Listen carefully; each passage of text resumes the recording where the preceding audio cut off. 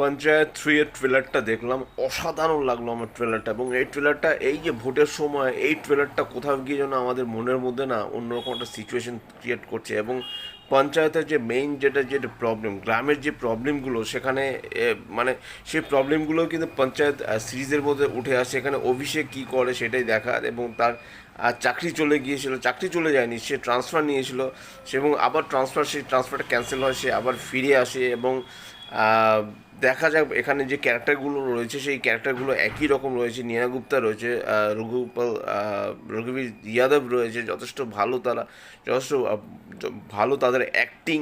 এবং এখানে পঞ্চায়েত ইলেকশন হবে, সেই ইলেকশন নিয়ে একটা ডামাডোলের সৃষ্টি হতে চলেছে। এবং এই সিরিজটা কিন্তু 28 মে 2024 অ্যামাজন প্রাইম ওটিটি প্ল্যাটফর্মে আসতে চলেছে। আপনারা কিন্তু দেখতে ভুলবেন না। দুর্দান্ত রকমের ট্রেলারটা, আমার কিন্তু ট্রেলারটা দেখে খুব খুব ভালো লেগেছে।